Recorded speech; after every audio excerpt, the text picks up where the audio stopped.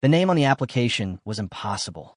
Seo-Jun read it 3 times, his hand so still it could have been carved from marble. Amara Obi, his wife, his ghost. The woman who had kissed their 3-month-old daughter's forehead at 2:47 a.m. on a Tuesday. He knew because the nursery camera had captured it, and he had watched that footage 400 times since, then walked out the front door with nothing but her passport and vanished from the face of the earth. For years. No call, no letter, no body, just silence so vast it had its own weather inside his chest. He had spent $11 million looking for her. He had hired investigators across 4 continents. He had held their daughter every night while she screamed because her nervous system could not process the world, and he had whispered to the dark, "Where are you?" Now her name was on a nanny application, on his desk, for his daughter, and the interview was in 30 minutes. Welcome, friends. If this story grips your heart, please like it, share it with someone who understands love and loss, subscribe so you never miss a chapter, and tell me where in the world you're watching from. Let's go. They met at a gala in London. Seo-Jun was 31, the youngest CEO in the history of Hanul Group, a Korean conglomerate that manufactured everything from semiconductors to satellites. He had inherited the company after his father's stroke, stabilized it in 18 months, and tripled its market value in 3 years. Forbes called him the Quiet Titan. The Korean press called him the Ice Prince. His employees called him Seo-Jun and avoided eye contact. But the empire had not been built on confidence. It had been built on fear. Seo-Jun's father, Han Dong-sik, had been the village drunk of a small coastal town in Chungcheong province. A man who dreamed in epic scale, schemes to open restaurants, invest in fishing boats, build goose houses for tourists, and executed nothing. Every morning, he announced a new plan. Every evening, he buried the plan's failure in soju and self-pity. Seo-Jun's mother, a quiet woman named Park Eun-hee, was the one who actually kept the family alive, selling dried fish at the local market, washing clothes for wealthier neighbors, walking 4 miles to a factory job because they could not afford the bus. She did the heaviest lifting a human being can do, raising a child while keeping a drowning man's head above water. Seo-Jun watched all of it.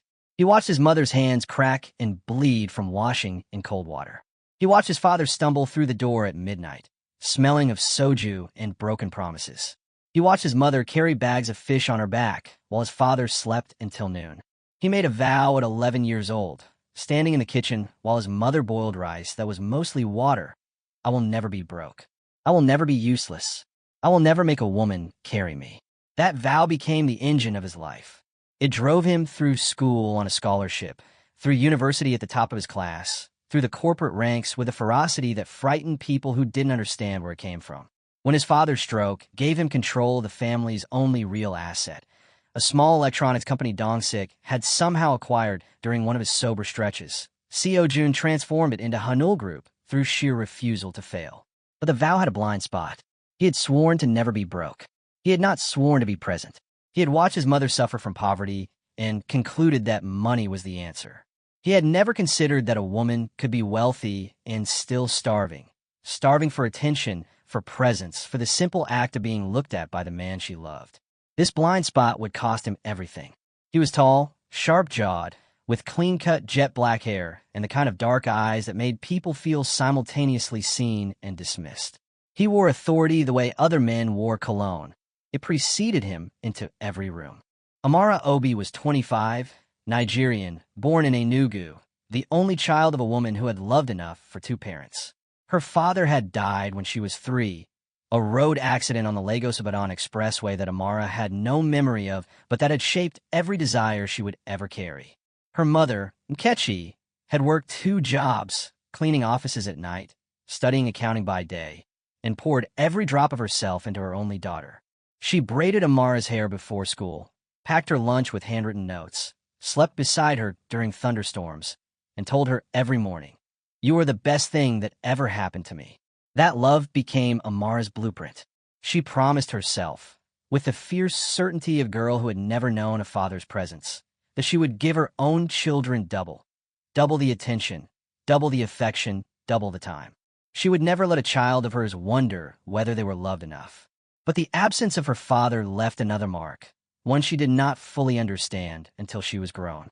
She craved attention from the men she loved, Not casually, but desperately, hungrily, the way a plant that has only ever known one window turns its entire body toward the light.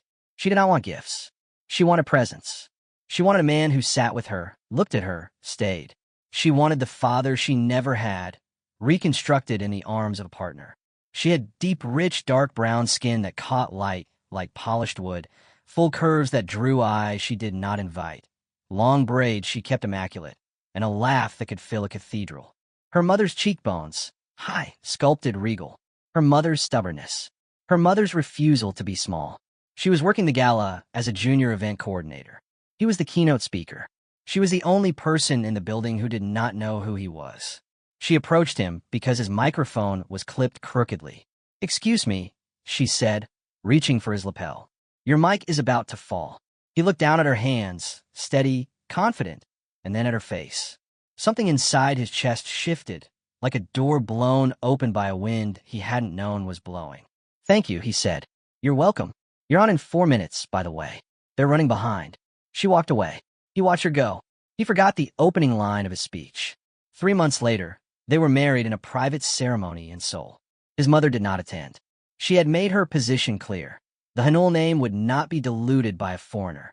Seo-Jun married Amara anyway, because for the first time in his controlled, optimized, architecturally precise life, he had found something he could not plan for, could not analyze, could not reduce to a spreadsheet. She made him laugh. She made him human. She made the silence in his penthouse feel like warmth instead of absence. For the first year, it was good. Better than good. She moved into his Gangnam penthouse, a glass cathedral 62 floors above the city. He came home to her cooking jollof rice in his minimalist kitchen, Fela Kuti playing from her phone, her braids piled on her head, bare feet on his imported Italian tile. She learned Korean with stubborn determination. He learned to eat pepper soup without crying. They built a world inside those glass walls, a world that belonged only to them. Then the world began to erode. It started slowly. Seo-Jun's schedule devoured him. Hanul Group was expanding into the European market, a move that required him in Frankfurt, in Brussels, in London, sometimes for weeks at a time. When he was home, he was on calls until midnight, in the office before dawn. He loved her. He showed it in deposits and drivers, in a closet full of designer clothes she hadn't asked for. But love, when it comes only in wire transfers and text messages sent at 1 a.m., begins to feel like a beautiful room with no air. And Amara needed air. She needed presence. She needed the thing she had promised herself she would never lack. A partner who was there.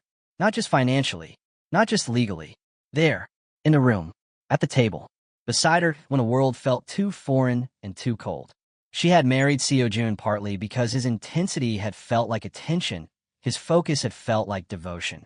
But that intensity now pointed at boardrooms instead of her, and the penthouse, 62 stories of glass and silence, began to feel less like a home and more like a monument to a love that existed on paper but not in the room. She tried. She joined a wise group for expatriates in Gangnam, women with Hermes bags and hollow smiles who treated her with a specific politeness reserved for people they considered beneath them.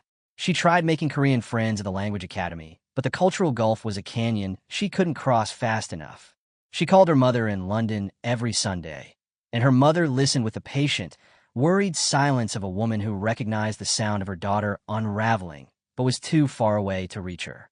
The penthouse became a glass cage, 62 floors above a city that did not feel like hers, married to a man she loved but could no longer reach. It was during Seo-Jun's longest absence, a 6-week acquisition negotiation in Munich, that everything broke. She had gone to a Hanul Group networking dinner on his behalf. She hadn't wanted to go.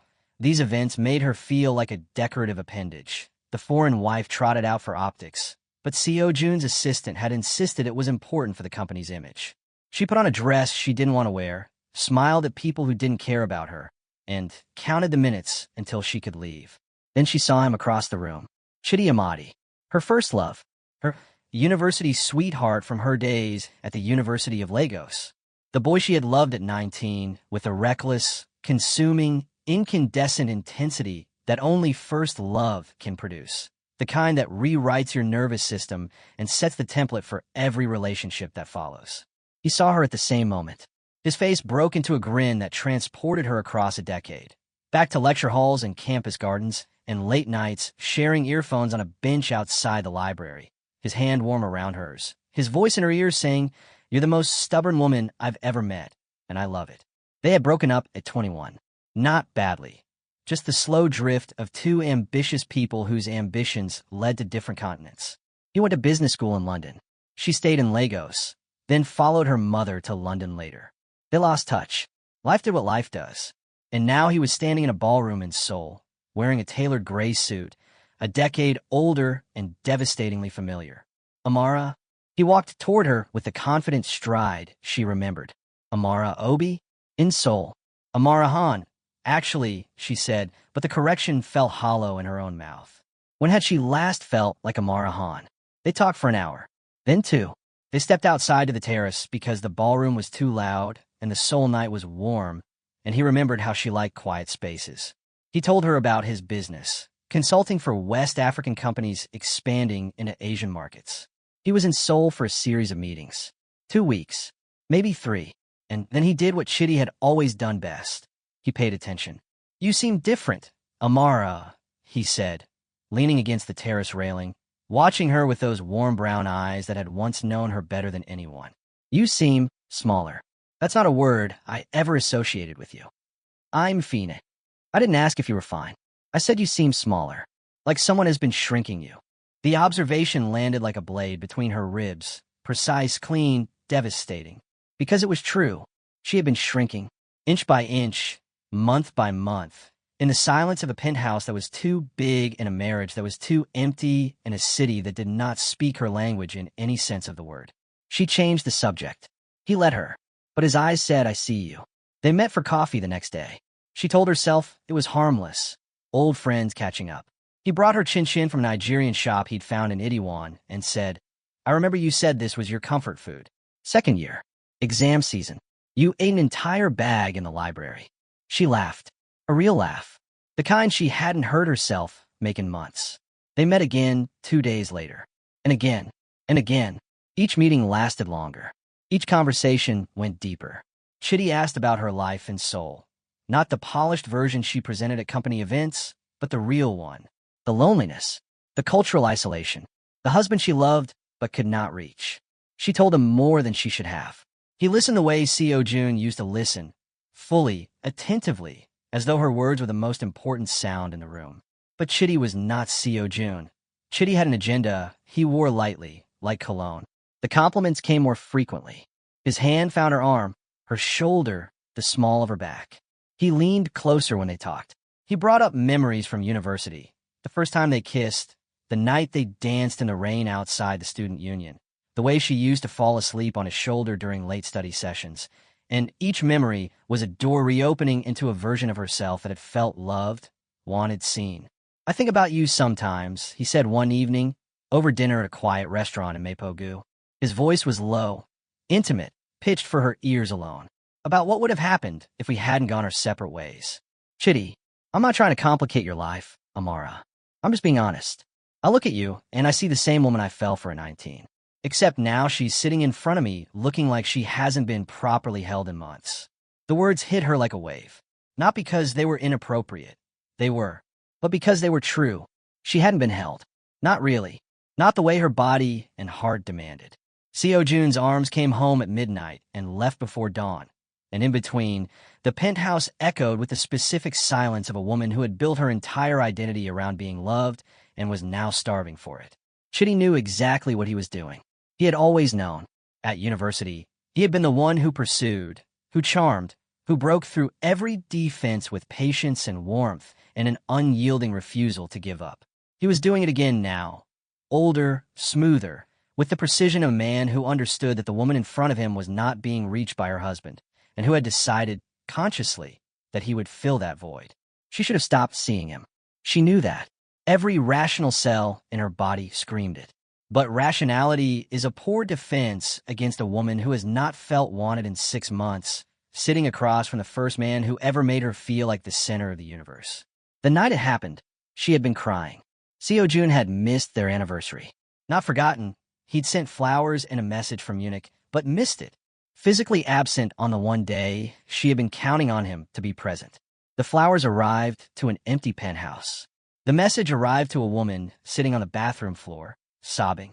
Chitty called that evening to check on her. She told him she was fine. He heard that she wasn't. He came to a cafe near her building. She walked there in the rain. He held her while she cried. He did not try to kiss her. He just held her, and the warmth of his arms, the sheer physical reality of being held by someone who was there, cracked something open that she could not close again. She did not plan what happened next. It was not calculated. It was not revenge. It was the collision of a 6-month famine of touch and attention with the one person who had ever known exactly how to feed it. The girl who had promised herself she would never feel unloved, sitting in the arms of the boy who had loved her first, while the man she had married worked in a city a continent away. One night, one terrible, human, irreversible night, and Amara Obi-Han was not alone. Chitty left Seoul 4 days later. His business meetings concluded. He sent one message: "I'm not sorry for what happened. I'm only sorry it took 10 years to see you again." She deleted the message and blocked his number with shaking hands. Seo-Jun came home a week later. He brought her a necklace from Munich, kissed her at the door, and told her he had missed her. She smiled. She wore the necklace. She went to the bathroom and threw up. 2 weeks later, the pregnancy test was positive. She did the math. Then she did it again. Then she sat on a bathroom floor and did it a third time with a calendar app and trembling fingers. The timing was ambiguous. It could be Seo-Jun's. The dates overlapped barely. She clung to that barely the way a drowning person clings to a piece of wreckage too small to hold them. She told Seo-Jun that evening. His face, the face that boardrooms feared, that competitors studied for weakness and found none, broke open like a sunrise. He lifted her off her feet. He called his mother. He converted the guest room into a nursery in 72 hours. He hired the best obstetrician in Seoul and attended every appointment. For 8 months, Amara carried 2 things: a baby and a secret. The secret grew heavier each day. Some nights, she lay awake beside her sleeping husband and rehearsed confessions she would never make. There was someone. One time, I was alone. I'm sorry. The words lived in her throat like fish bones, too sharp to swallow, too dangerous to speak. The baby came in April. A girl. They named her Yuna. Yuna was perfect. 10 fingers. 10 toes. Dark brown skin a shade between her mother's and her father's. Eyes that seemed to hold entire galaxies. Seo-Jun whipped. Amara had never seen him cry before. He held Yuna against his chest and whispered Korean lullabies he remembered from a childhood he rarely spoke about. In that moment, Amara almost told him. Almost. But the look on his face, that raw, defenseless, worshipful love, was a door she could not bring herself to close. So the secret stayed. It began with the silence. By 9 months, Yuna was not babbling. By 12 months, she was not pointing. She did not respond to her name. She screamed when touched by anyone other than Seo-Jun, and even then, only if he approached slowly from the front, speaking in the same low murmur he used during board meetings. The pediatrician referred them to a developmental specialist. The specialist ran tests. The diagnosis came on a Wednesday afternoon in an office that smelled like antiseptic and false hope. Autism spectrum disorder. Level 2. Seo-Jun received the diagnosis the way he received quarterly earnings, with focused attention, strategic thinking, and immediate action. Within a week, he had hired 3 specialists, enrolled Yuna in an early intervention program, and restructured his schedule to be home by 6 every evening. Amara received the diagnosis differently. She heard the word autism, and her mother's voice filled her head. Not the real voice, but the one that lived in the deepest, most irrational chambers of her guilt. God is punishing you. You know what you did. You broke your vows, and now your daughter is broken. She knew it was irrational.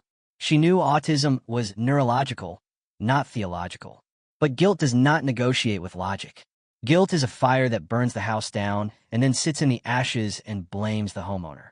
And then something worse happened, something she would never speak aloud to anyone, because it was the kind of truth that mothers are not allowed to have. She began to hate her own child, not consciously, not deliberately, but the feeling crept in like a tide, silent, relentless, rising higher each night. Every time Yuna screamed at her touch, every time the baby recoiled from Amara's arms as though her mother's skin was made of fire, something inside Amara broke and then hardened. She had spent her entire life building a fantasy of motherhood, the warm, all-consuming, overflowing love her own mother had given her, multiplied and perfected. She had imagined braiding her daughter's hair while singing Igbo lullabies. She had imagined little hands reaching up for her, a small voice calling mama, the kind of love that completes a woman who was raised on love and craves nothing else.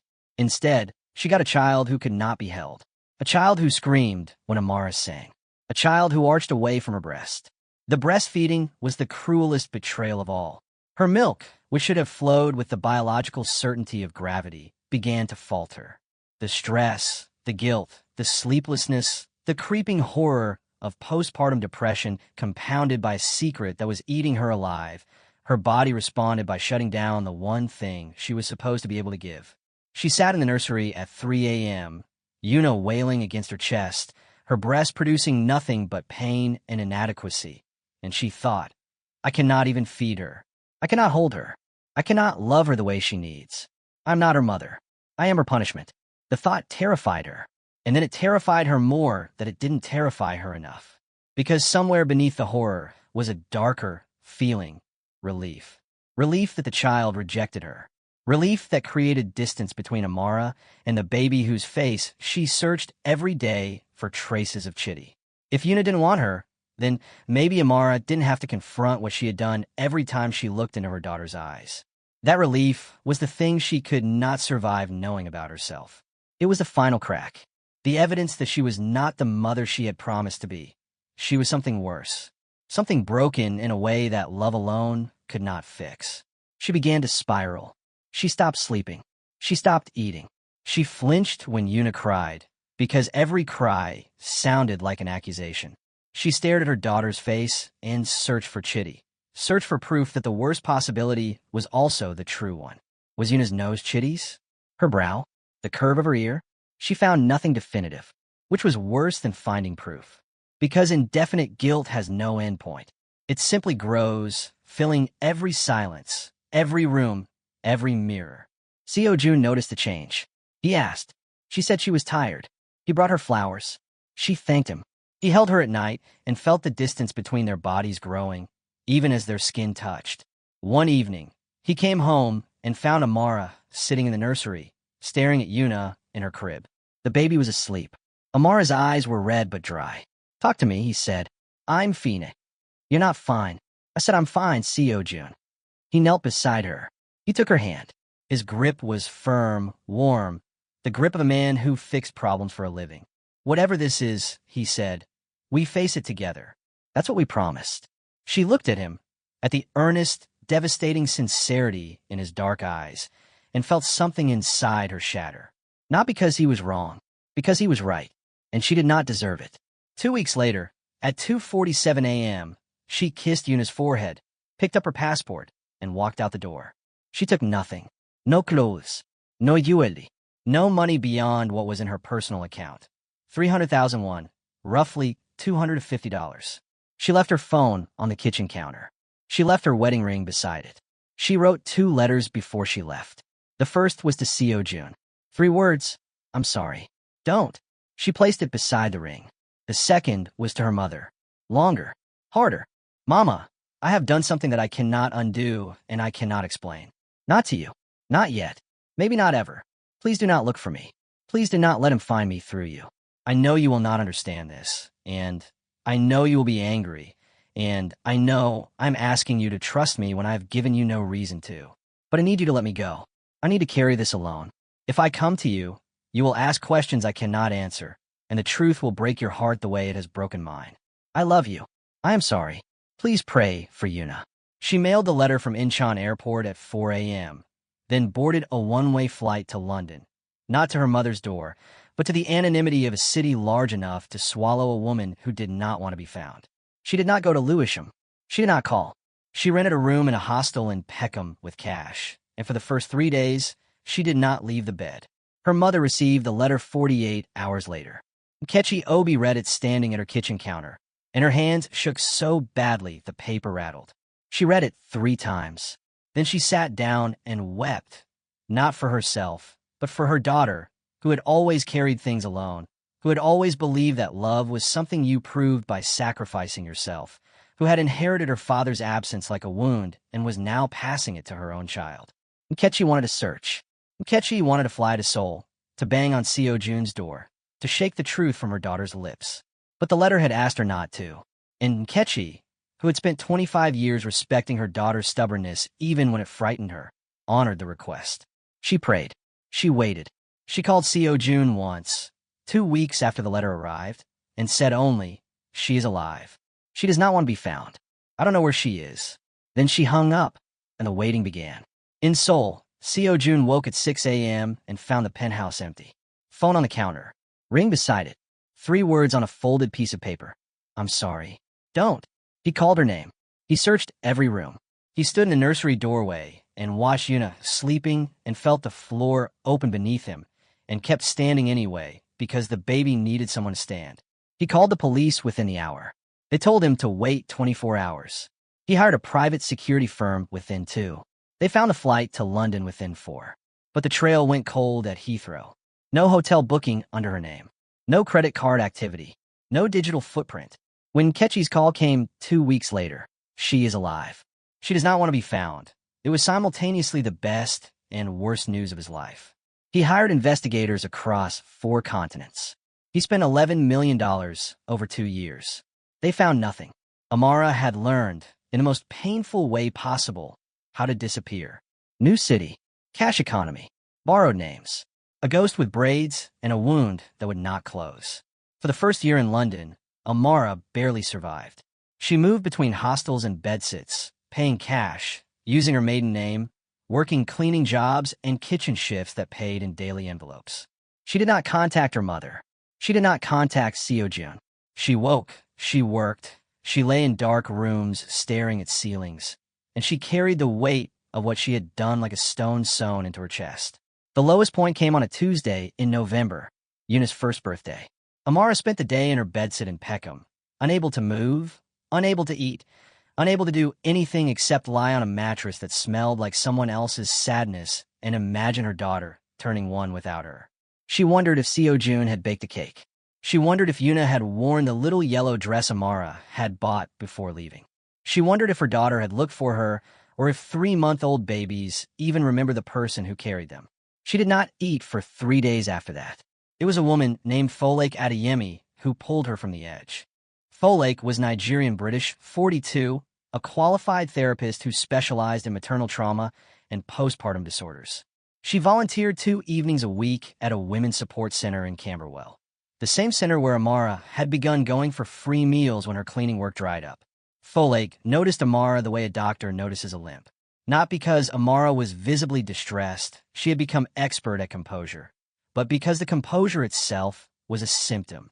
A woman that's still, that's silent, that careful about taking up no space was a woman in acute pain. She approached Amara one evening over watery soup in the center's dining hall. "When did you last eat a proper meal?"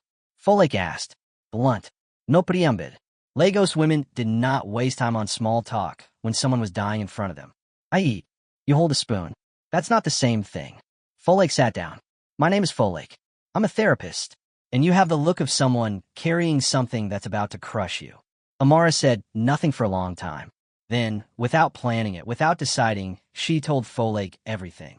The marriage, the loneliness, Chitty, the night, the pregnancy, the diagnosis, the milk that wouldn't come, the hatred she felt toward her own daughter, and the hatred she felt toward herself for feeling it. The letter, the door, the 4 a.m. flight, everything she had never said to anyone, poured out in a Camberwell dining hall over cold soup, and by the end of it she was shaking so badly Folake had to hold both her hands to keep them still. Folake listened to every word. She did not flinch. She did not judge. When Amara finished, Folake said, "You are not a monster, Amara. You are a woman who experienced a severe postpartum crisis compounded by guilt and isolation. What you felt toward your daughter, the revulsion, the relief when she rejected you, that is a textbook trauma response. It does not mean you don't love her. It means your brain was trying to protect you from pain it could not process. That sentence, it does not mean you don't love her, broke something open that had been locked for over a year." Amara sobbed in that dining hall for 20 minutes, and Folake sat with her and let her, because Folake understood that some grief needs a witness before it can begin to heal. Over the following months, Folake became Amara's lifeline. She arranged free therapy sessions through the center. She helped Amara find stable housing.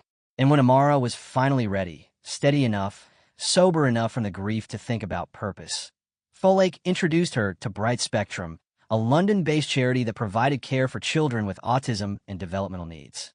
You ran from child with autism, Folake said. The guilt of that is going to eat you alive unless you transform it into something useful. You learn how to care for these children, really learn the neuroscience, the sensory profiles, the communication systems, and you take the thing that broke you and you make it your strength. Amara resisted at first. The idea of being near autistic children felt like pressing on a wound. But Folake was relentless in the way only a Nigerian woman with a clinical background and no patience for self-pity could be, and eventually Amara enrolled in the training program. She was gifted. The therapists at Bright Spectrum noticed it within weeks. She had an intuitive understanding of nonverbal communication, an instinct for sensory cues, a patience that seemed infinite, born, perhaps, from the months she had spent failing to connect with her own daughter and studying, in agonizing retrospect, everything she had done wrong. She completed the program. She began working with families. She specialized in children who could not speak because she understood, in a way no textbook could teach, what it felt like to love someone you could not reach. 3 years passed. She built a quiet, careful life. Peckham bedsit, bus routes memorized. A small circle of colleagues who knew her as Amara Obi. No one knew about the marriage, the penthouse, the husband whose face still appeared behind her eyes every time she closed them. And Folake remained. Every Thursday, they met for tea. Every Thursday, Folake asked the same question. Have you thought about calling him? Every Thursday, Amara said no. Seo-Jun stopped the active search after year 2. Not because he stopped caring, because the investigators told him she did not want to be found. And at some point, love must reckon with the fact that you cannot save someone who is running from themselves. He raised Yuna alone. He learned her rhythms, her triggers, her needs. He learned that she could not tolerate wool but loved the texture of silk, that she screamed in crowds but hummed softly when he played Debussy, that she would not eat food that was touching other food, so every meal was served in compartmentalized plates. He learned that fatherhood was not a title but a verb, an action performed every hour of every day with no guarantee of reciprocity and no option of retreat. He also learned the irony that his own father's ghost had been trying to teach him. Han Dong-sik had been absent because of soju and broken dreams. Han Seo-Jun had been absent because of boardrooms and billion-dollar deals. The substance was different. The wound was the same. A child without a parent who was present. He had sworn he would never be his father, and in the most sophisticated way possible, he had become him anyway, just richer. That realization changed him. He cut his work hours. He declined acquisitions. He turned down magazine covers. He rearranged his empire around a 4-year-old who hummed Debussy and arranged crayons by color. Forbes called him the Quiet Titan. His employees called him Sejangam. His daughter called him Appa, and it was the only title that mattered. Yuna was 4.5. She was nonverbal but communicative in her own fierce, particular way, pointing, signing, pulling Seo-Jun's hand toward what she wanted with a grip that defied her small body. She had her mother's cheekbones and her father's stillness. She loved water, hated tags on clothing, and could spend 45 minutes arranging crayons by color with a focus that rivaled any engineer on Seo-Jun's payroll. Hanul Group was expanding into the European market. The acquisition Seo-Jun had spent years building toward, a British semiconductor firm based in London, had finally closed, and the integration required his physical presence. Not for weeks this time. Permanently. The London office would become Hanul's European headquarters, and the CEO needed to be there. London, of all the cities in the world. He did not know Amara was there.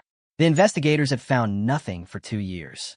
For all he knew, she was in Lagos, or Johannesburg, or a village in Enugu where the internet didn't reach. London was simply where the business was. He relocated with Yuna. The transition was brutal. Yuna's routines, her visual schedules, her sensory-safe spaces, her carefully calibrated environment, had to be reconstructed from scratch in a new Kensington penthouse. Every change triggered meltdown. Every unfamiliar sound, texture, and light pattern sent her nervous system into overdrive. And the nanny couldn't come. Mrs. Huang, the only caregiver who had lasted more than 3 months. A 68-year-old Korean woman with the patience of a mountain had historical ties to Seoul that she could not sever. An aging mother, a family home in Bukshin, a life rooted too deeply to transplant. "I'm sorry, Seo-Jun," she said, bowing deeply at the airport. "I cannot follow." Seo-Jun understood. He thanked her. He boarded the plane with Yuna in his arms and no backup plan. In London, the search for a new nanny began immediately. Seo-Jun's executive assistant, Park Min-ji, who had relocated with him, screened 43 applications within the first week. Most were disqualified instantly. Yuna's needs required someone with specific training in autism and sensory processing disorders, someone who could withstand 90-minute meltdowns without flinching, someone with patience that bordered on supernatural. Min-ji narrowed the field to 5 candidates. She placed the files on Seo-Jun's desk on a Tuesday morning, ranked by qualifications. "I've scheduled interviews for Thursday and Friday," she said. The third candidate is particularly strong. 3 years of experience with a London autism charity, exceptional references, immediate availability. Seo-Jun nodded without looking up from his tablet. "I'll conduct the interviews myself. All of them. Everyone. Whoever cares for Yuna must pass through me." Min-ji placed the files and left. She had done her job, screening qualifications, checking references, verifying credentials. She had not recognized the name on the third file. Why would she? She had never met Amara. She had joined Hanul Group 2 years after Amara vanished. To Min-ji, it was simply a strong application from a qualified Nigerian-British caregiver. Seo-Jun did not open the files until Thursday morning, 30 minutes before the first interview. He flipped past the first candidate, past the second. He opened the third file, and the world stopped. The photograph was poor quality, a passport-style shot, unsmiling, taken against a white wall. The woman in it had thinner cheeks than he remembered. Her braids were shorter. Her eyes, which had once held galaxies, now held something closer to exhaustion. But it was her. He would know her face in any condition, in any light, after any number of years, because her face was the architecture of every dream he had not been able to stop having. Name, Amara Obi. Experience, 3 years caregiving for children with developmental needs. References from Bright Spectrum, a London-based autism charity. Availability, immediate. Address, a bedsit in Peckham, a single room in a converted Victorian terrace. She was here, in London. She had been in London this entire time, or some portion of it, working with autistic children, living in Peckham, applying through a caregiving agency to look after a special needs child, not knowing that the family she had applied to was her own. Seo-Jun sat with the file for a very long time. His hand did not tremble. His face did not change. He had spent 4 years learning to hold himself together in the presence of shattering things. Then he picked up his phone and called Min-ji, the third applicant. "Move her interview to today. 3 o'clock. "Sir, the schedule is already." 3 o'clock, Min-ji. Amara almost didn't go. The agency had called that morning. The family had moved her interview forward. Today, 3 p.m. A Kensington address. Private family, recently relocated from Seoul. Special needs child. Excellent pay. Recently relocated from Seoul. The word snagged like a fishhook. She looked up the address on her phone. Kensington. Penthouse. Private. She searched the agency listing again. No family name provided. Only the address and the requirements. Her hands began to shake. She called Folake. "I can't go," she said. "What if it's him? What if it's not?" "Folake, how many Korean families relocate from Seoul to a Kensington penthouse with a special needs child?" Silence on the line. Then Folake said, "Amara, you have spent 4 years running. 4 years building yourself into the person your daughter needed you to be. If that address leads to her, if God or fate or whatever you want to call it has put your daughter's door in your path, then you walk through it. Not because you're brave, because you're tired of being a coward. And I say that with love. What if he turns me away? Then you survive that too. You've survived worse." Amara sat on her bedsit bed for an hour. She held the phone in her hands like a grenade. She thought about Yuna, not the infant she had left, but the child she would be now. 4.5. Braids or no braids. Speaking or silent. Laughing or screaming. Alive. Growing. Without her.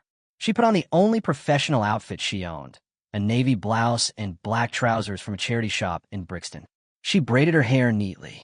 She took the tube to South Kensington, walked past townhouses she could not afford to glance at, and took the elevator to the top floor of a building that smelled like money and silence. The door opened before she knocked. He was standing there, and Seo-Jun, for years older, in London, sharper somehow, as if time had carved away everything unnecessary, leaving only bone structure and controlled intensity. His dark eyes, the ones that had made her feel seen and terrified in equal measure, were fixed on her with an expression she could not read. No surprise, no anger, no relief, just stillness. The stillness of a man who had opened a file 30 minutes ago and had been standing at this door ever since, waiting. Amara, he said, just her name, the way he had always said it, low, precise, as if the word itself was something fragile he was holding in both hands. Her lips parted. No sound came out. The ground tilted beneath her. The Kensington hallway narrowed to a tunnel. Just his face, his eyes, his voice saying the name she had tried to leave behind. From somewhere inside the penthouse, a small voice made a sound. Not a word, but a hum. A melody. Debussy, Clair de Lune, hummed in the high, pure pitch of a child who had never spoken but had memorized music note by note. Amara's knees buckled. Seo-Jun caught her arm. Come inside, he said. He did not confront her immediately. He led her to the living room, reconfigured in this new Kensington penthouse with the same care as the Seoul one. Soft lighting, textured wall panels, visual schedules pinned at child height. Foam mats on the hardwood floor.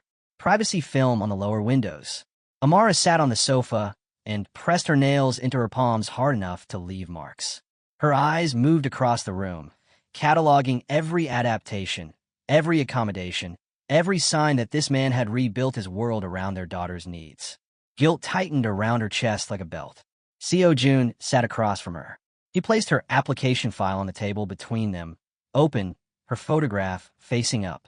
Your application says 3 years of experience with special needs children, he said. His voice was professional. Boardroom calm. Yes. In London. Yes. With an autism charity called Bright Spectrum. Yes. I called them this morning. They confirmed your employment. They said you were exceptional. Silence. They said you had a particular gift for nonverbal children, that you could read their cues better than therapists with twice your training. She said nothing. Her jaw was tight. Her eyes were burning. The child you will be caring for, Seo-Jun continued, is 4 years old.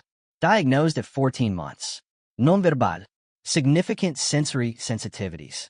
She has had 11 caregivers, and none of them lasted more than 3 months. He paused. Her name is Yuna. Amara's breath caught. Hearing the name from his lips, in this room, after 4 years, it was a blade that went in clean and came out jagged. I know who she is, Amara whispered. I know you know. The boardroom mask fell. Beneath it was something Amara had never seen on his face before. Not anger, not grief, but a weariness so profound it seemed geological. As if 4 years had not merely aged him, but weathered him. Why did you apply? He asked. I didn't know. The agency sent me the posting. I didn't look at the address until this morning. And you came anyway. Yes. Why? She looked at the foam mats on the floor, at the visual schedule on the wall, at the small purple shoes by the door that belonged to a child she had abandoned. Because I've spent 4 years learning how to be what she needs. And I want the chance. Her voice broke. She pressed her fist to her mouth and breathed through it. I want the chance to try. Seo-Jun studied her for a long time. His dark eyes moved across her face the way they had moved across financial reports, searching for the lie, the flaw, the hidden risk. Then he stood. Thank you for coming in, he said. His voice was boardroom steel. No worms. No crack. We'll be in touch. Amara blinked. The dismissal hit her like a door closing on her fingers. She had expected anger. She had expected a confrontation, questions, accusations. She had not expected the worst punishment of all, professional politeness. The same tone he used with vendors and junior associates. Seo-Jun. Min-ji will see you out. She stood. Her legs felt hollow. She walked to the door on autopilot, past the foam mats, past the purple shoes, past the life she had abandoned. Min-ji appeared in the hallway, politely efficient, guiding her to the elevator with the smooth detachment of a woman who did not understand what had just happened in that living room. The elevator doors closed. Amara pressed her back against the wall and slid to the floor. He did not call. 1 day passed, then 3, then a week. Amara checked her phone every hour. She checked the agency portal every morning. She told Folake what had happened. The door is faced the Debussy humming from inside, the professional dismissal. And Folake held her hand and said, "Give him time. He's processing 4 years in 30 minutes. But Seo-Jun was not processing. He was fighting. He had interviewed the remaining 4 candidates that week. He hired the first, a British woman with impeccable credentials and 12 years of experience. She lasted 3 days. Yuna screamed through every interaction, refused to eat, and threw herself against the nursery wall until the woman resigned in tears. The second candidate, a trained behavioral therapist from Edinburgh, lasted 5 days. Yuna tolerated her presence, but regressed, stopped signing, stopped humming, stopped making eye contact. She sat in corners and rocked, which she hadn't done in over a year. The third candidate did not survive day 2. Yuna had a meltdown, so severe the woman called an ambulance, convinced the child was having a seizure. She wasn't. Her nervous system was simply rejecting, with the only tools it had, every person who was not right. Dr. Kong, Yuna's developmental therapist, who had relocated from Seoul for the transition, pulled Seo-Jun aside after the third failure. "She's deteriorating," Dr. Kong said. The relocation was already destabilizing. These rapid caregiver changes are making it worse. Her cortisol levels are dangerously elevated. If we don't find consistency soon, we risk losing months of progress. Seo-Jun stood at the window of the Kensington penthouse and stared at London, a city he had chosen for business and which now felt like a cage. His daughter was suffering. The best candidate for the job, the only person Yuna might actually respond to, given the biological connection neither of them could explain to a 4-year-old, was living in a bedsit in Peckham, waiting for a call he was too proud and too wounded to make. He thought about his father, Han Dong-sik, who let his pride ferment into soju and his soju ferment into absence, who chose his ego over his family every single day and called it manhood. Seo-Jun picked up the phone. Amara's phone rang at 9:47 p.m. on a Tuesday, 2 weeks and 1 day after the interview. "This is Han Seo-Jun," he said. "No greeting. No small talk. Puricheo." Her heart stopped. She gripped the edge of her bedsit desk. "I'm calling to offer you the position of primary caregiver for my daughter. The offer is conditional on the following terms." She held her breath. "First, you're an employee. You will be treated as such. Professional boundaries will be maintained at all times. You do not have the right to call yourself her mother until you have earned that through sustained, consistent care, not through biology, through showing up. Second, you will follow Yuna's existing routines without deviation. Her schedule was built by specialists over 4 years. You will not alter it based on intuition, guilt, or maternal instinct. You will alter it only with Dr. Kang's approval.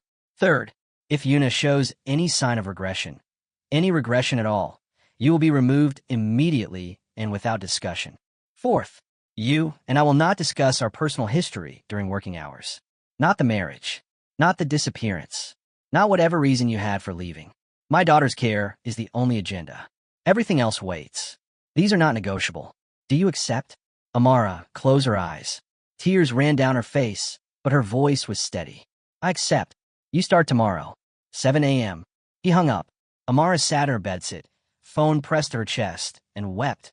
Not from sadness, but from the terrifying, fragile, impossible thing she had not felt in 4 years. Hope. The first week was clinical. Amara arrived at 7 each morning, exactly as instructed. She followed every rule, professional boundaries, existing routines, Dr. Kang's protocols to the letter. She did not touch Yuna without announcing herself. She did not deviate from the visual schedule. She did not cry, at least not where anyone could see. Yuna did not know her. Of course she didn't. Amara had left when Yuna was 3 months old.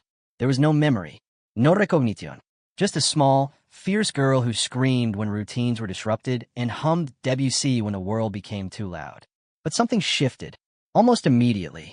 Yuna's meltdowns decreased within the first 2 days, from 3 per day to 1. She began eating full meals again. She resumed signing.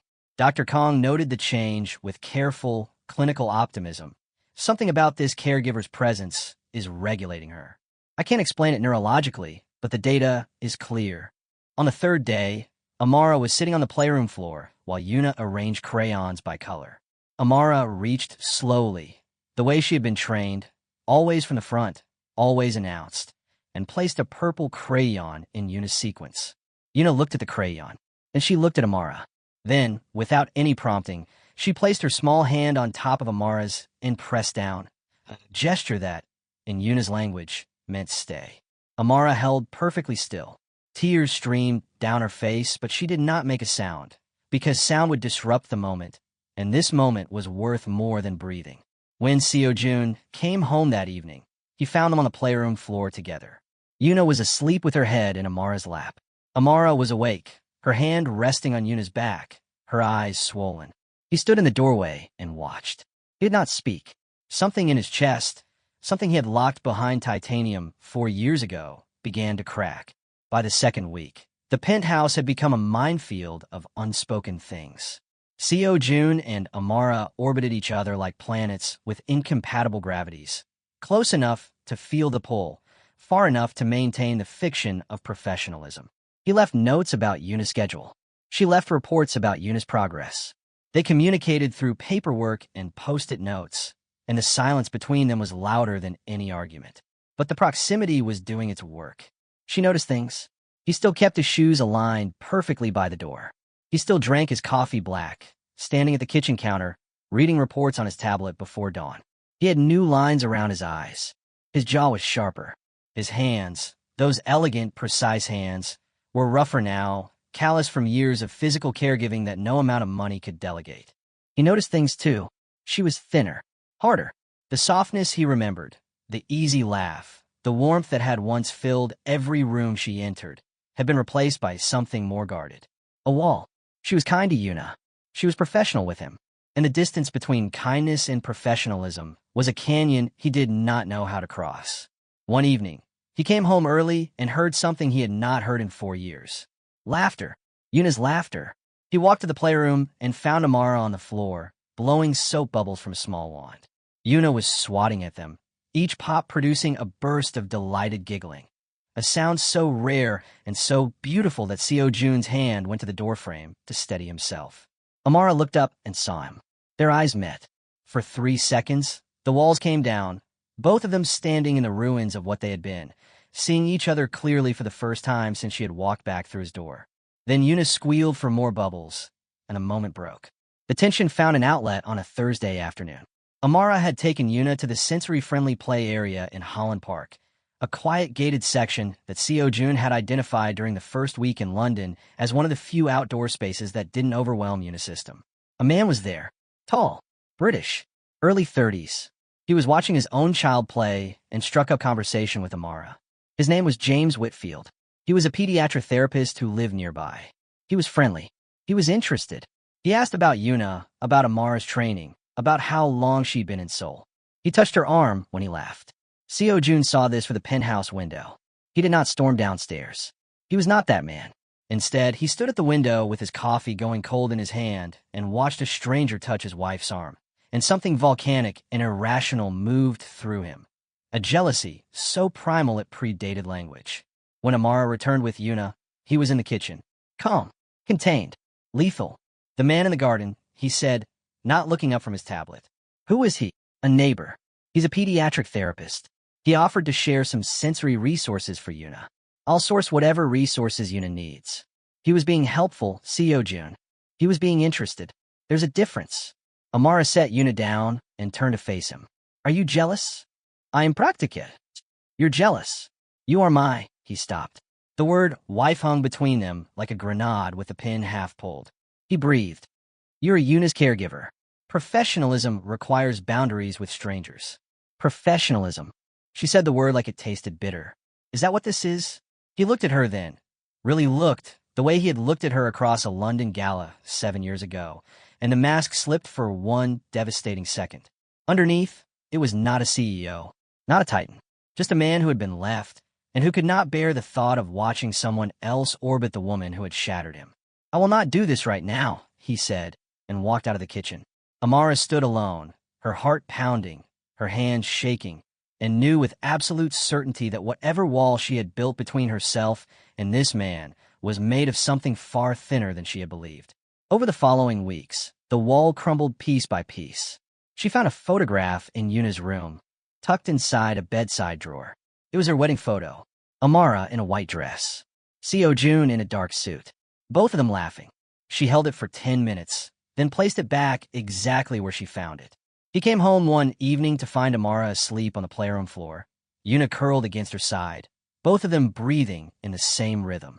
He covered them with a blanket and sat in the doorway, watching, and felt something so vast and terrible and beautiful that he had to press his hand to his mouth to keep it inside. Yuna's progress accelerated. With Amara, she was calmer, more engaged. She began using sign language consistently. She tolerated new textures. She sat through a full meal without a meltdown for the first time in her life. Dr. Kong, Yuna's developmental therapist, pulled Seo-Jun aside after a session. "Whatever you're doing differently," she said, "keep doing it. I've never seen this kind of progress in this time frame." Seo-Jun knew what was different. He just couldn't say it aloud. It happened on a Sunday night. Yuna had a severe meltdown, triggered by a fire alarm test in the building that no one had warned them about. The sound was unbearable for a child with her sensory profile. She screamed for 40 minutes, hitting herself, inconsolable. Amara held her through all of it. She absorbed the hits. She sang in Igbo, low, rhythmic, the kind of song her mother used to sing, and slowly, agonizingly, Yuna's screams became sobs, and the sobs became whimpers, and the whimpers became silence. When Yuna finally slept, Amara carried her to bed, then walked to the living room and collapsed on the sofa. She pressed her face into a cushion and began to cry. Not gracefully, not cinematically, but with the ugly, racking, full-body sobs of a woman who had been holding herself together with wire and willpower for 4 years and had finally run out of both. Seo-Jun found her there. He had been in his study when the alarm went off. He had come running. He had watched from the hallway as Amara held their daughter through the worst of it, and he had stayed silent because she was doing what he could not. Now he stood in the living room doorway and watched her cry, and the last wall inside him fell. He crossed the room. He sat beside her. He pulled her against his chest and held her the way he had wanted to hold her every single day for 4 years.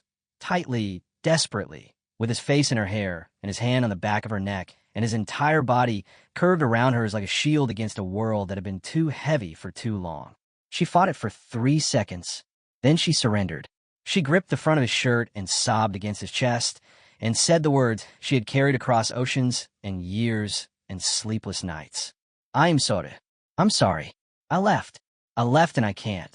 I don't know how to. I'm sorry." "I know," he said. His voice cracked. "I know. You don't know everything. I don't care. You should care." He pulled back and took her face in both hands. His thumbs wiped her tears.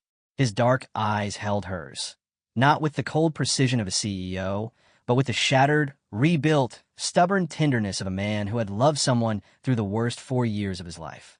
"Whatever you're carrying," he said, "you don't have to carry it alone anymore." She looked at him, at the lines around his eyes, at the jaw that had held itself tight for 4 years so their daughter would never see him break, at the hands that had learned to cut food into compartments and replace scratchy tags and hold a screaming child until the screaming stopped. She kissed him. It was not planned. It was not graceful. It was the collision of 4 years of guilt and 4 years of grief meeting in a single point of contact. And when his mouth met hers, something inside both of them recognized that this was the only true thing either of them had felt since the night she left. He kissed her back. His hands moved from her face to her waist, pulling her closer with a hunger that was not physical but existential. The hunger of a man drinking water after 4 years in a desert. She pressed her forehead against his. They breathed. The penthouse was silent. Yuna was asleep. London glittered below them. The night folded around them like a door closing on the rest of the world, and whatever happened in the hours that followed belonged only to them. Tender, desperate, wordless, the kind of reunion that cannot be scripted because it comes from a place deeper than language. Folek knew something had shifted.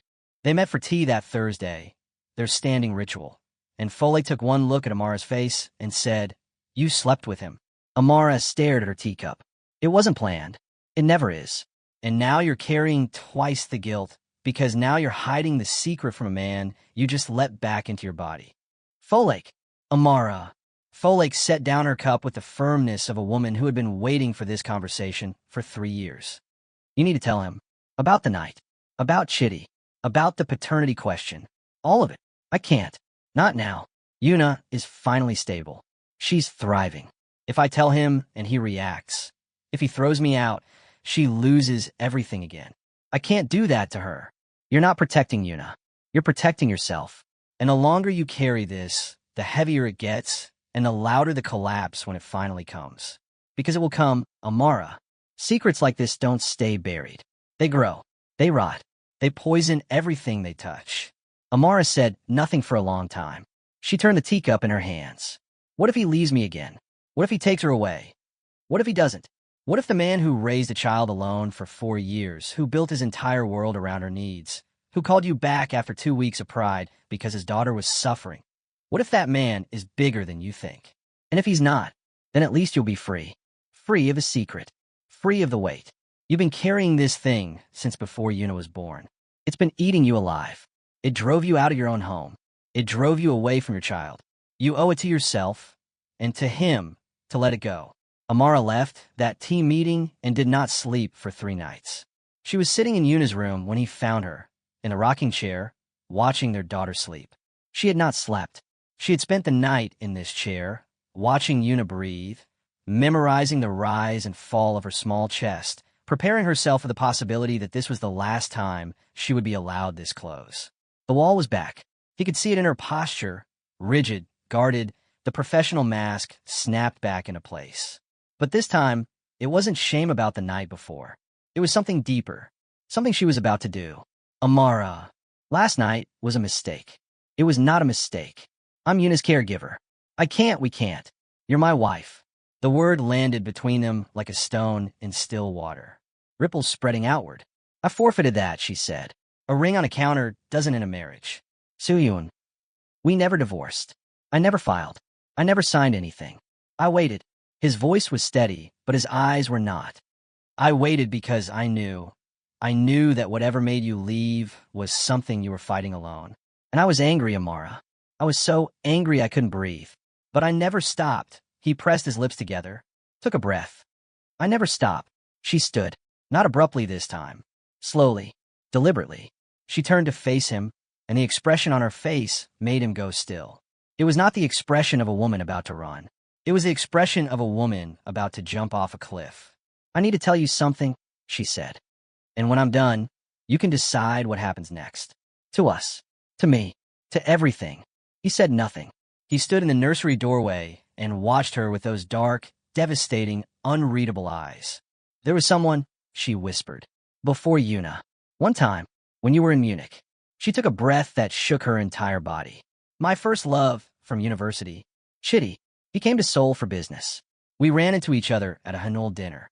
And her voice collapsed, rebuilt, collapsed again. He was lonely soon. Not an excuse. An explanation. You were gone. You had been gone for weeks. And he was there. And he knew me. The version of me that existed before you. Before Seoul. Before any of this. And I fell. One night. One terrible night that I've been carrying every single day since. Seo-Jun's face did not change. The mask held, but his hand, resting on the doorframe, tightened until the knuckles went white. Yuna, he said. His voice was very, very controlled. Is she mine? I don't know. 3 words. 3 words that rearranged the molecular structure of the air between them. 3 words that took the last 4 years. The sleepless nights, the screaming, the patient love, the crayon sorting, the Debussy humming, the APA, and made them conditional. You don't know, he repeated. The timing overlapped. It could be either. I never tested. I was too afraid. That fear, that not knowing, is what broke me. It's why I couldn't bond with her. It's why the milk stopped. It's why I search her face every day looking for someone else's features. It's why I left. Not because I stopped loving you or her. Because I convinced myself that God was punishing me through her, and I couldn't look at my own daughter without seeing my sin. She was crying now. Openly, freely, with none of the composure she had maintained for months. This was a woman finally putting down a weight she had carried across years and oceans, and the entire geography of her guilt. Seo-Jun was silent for a long time. He walked to the window. He stood with his back to her, hands at his sides, looking out at the London skyline, a city that was not his, a city he had come to for business and found his ghost in. When he turned around, Amara braced herself for the thing she feared most. Dismissal. disgust, the door. Instead, he said something she did not expect. Is she happy? Amara blinked. What? Yuna. Right now. In this house. With you here. Is she happy? Ah, yes. Yes, she's happy. She's the happiest and most stable she's been since you came back. Yes. Seo-Jun told her. Slowly. His eyes were red but dry. His jaw worked through something enormous. Rage, grief, love, all of it compressed into the space between one breath and the next. I'm not going to pretend this doesn't hurt, he said. It does. It hurts in a way I don't have words for. You broke something that I don't know if I can fix. I may never fully trust you the way I did before. That's the truth. She nodded. She owed him the truth and the truth's consequence. But he stopped in front of her. Close enough to touch. Not touching. My daughter is speaking in signs. She is sleeping through the night. She is eating meals at a table. She reached for you yesterday and signed stay. She has not done that with any human being on this planet except me. His voice cracked on the last word. I have watched that child suffer for 4 years, Amara. I have held her through things that would break grown men. And in the last few weeks, she has come alive. Because of you. He took her face in his hands. His palms were warm. His grip was firm. His eyes held hers with the ferocity of a man making a decision that would define the rest of his life. I don't want a test, he said. I don't need one. She is mine. She has been mine since the first night I held her. Biology doesn't get to overrule 4 years of showing up. And no sin you committed, no matter how deep, no matter how secret, is worth more to me than watching my daughter thrive. He paused, breathed. I am choosing her. I am choosing her happiness, her stability, her progress. And if choosing her means choosing you, then I choose you too. Not because you deserve it, but because she does. Amara's hand pressed against her mouth. Tears poured over her fingers. She had prepared herself for every possible reaction. Rage, expulsion, silence, divorce papers. She had not prepared for this. A man who put his daughter's healing above his own hurt. A man who chose fatherhood over ego. A man who looked at the wreckage of his marriage and saw, amid the rubble, a child signing stay, and decided that was enough. You should be angrier, she whispered. I am furious, he said. I will be furious for a long time. But my daughter is doing well. And I refuse to let my fury take that from her. She stayed. Not easily. Not without terror. Not without 3 more arguments, 2 panic attacks, and one morning when she packed a bag and sat on the bed staring at it for 2 hours before unpacking it. But she stayed. Seo-Jun's mother found out within the week.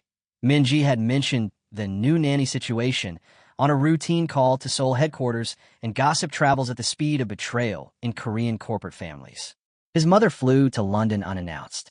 She arrived at the Kensington penthouse, took one look at Amara, and said in Korean, "You have the audacity to come back."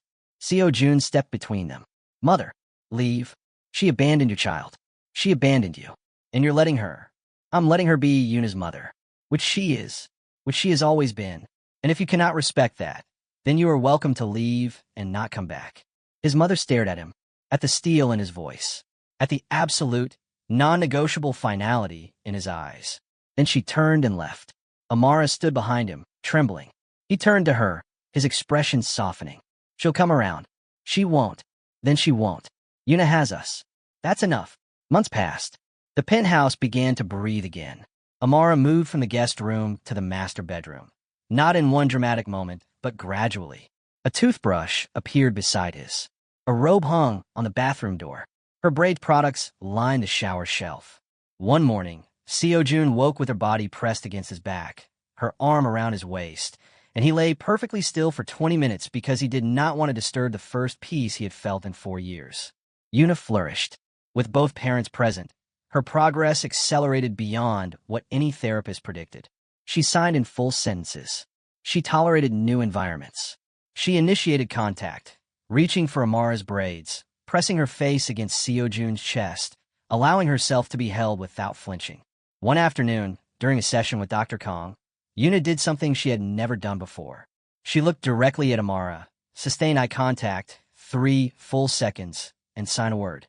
Iyama, mother. Amara dropped to her knees on the playroom floor and pulled her daughter in her arms and held her and wept and laughed again, and Seo-Jun stood in the doorway with his hand over his mouth and tears running down his face, and Dr. Kong quietly excused herself because some moments are too sacred for witnesses. On a Saturday evening, 6 months after Amara had walked back through his door, Seo-Jun came home with a small box. Amara was in the kitchen, cooking jollof rice. Fela Kuti played from her phone. Her braids were piled on her head. Her bare feet were on the kitchen tile. The Kensington penthouse smelled like Scotch bonnets and love. He stood in the kitchen doorway, watching her the way he had watched her at the London Gala, like a man seeing something impossible for the first time. Amara. She turned. She saw the box. Her hand went to her chest. "I'm not proposing," he said. "We're already married. I am renewing." He opened the box. Inside was a ring, not the original. A new one. Rose gold with a single black diamond. "I chose black because you told me once that diamonds don't have to be white to be valuable. That the rarest ones are dark." He paused. "Like the rarest people." She laughed. That laugh, sudden, unguarded, filling every corner of the glass cathedral. The laugh that had made him forget his speech 7 years ago. The laugh he had missed so badly it had become a physical ache. "You kept that," she whispered. "I said that on our second date. I keep everything." She held out her left hand. He slid the ring on. It fit perfectly because Han Seo-Jun did not do anything that was not precise. He pulled her close. Her arms went around his neck. Jollof rice bubbled on the stove. Fela Kuti sang about survival. And in the playroom, Yuna hummed Debussy to herself, arranging purple crayons in a perfect line, unaware that her family had just rebuilt itself around her. The pregnancy was unexpected. Amara found out on a Monday morning, alone in the bathroom, staring at 2 lines on a test for the second time in her life. But this time, there was no ambiguity, no secret, no guilt. Only Seo-Jun's toothbrush beside hers, and his robe on the door, and the sound of Yuna humming in the next room. She walked to the kitchen where Seo-Jun stood drinking his black coffee, reading his tablet, exactly as he did every morning. She placed the test on the counter beside his coffee. He looked at it, then at her.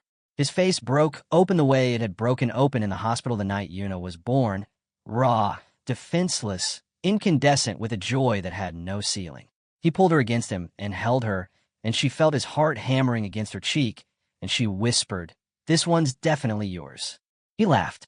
The sound was so unfamiliar, so full and free and unguarded, that Yuna toddled in from the playroom to investigate. She looked up at her parents holding each other in the kitchen and, in her own Yuna way, decided this looked like a good arrangement.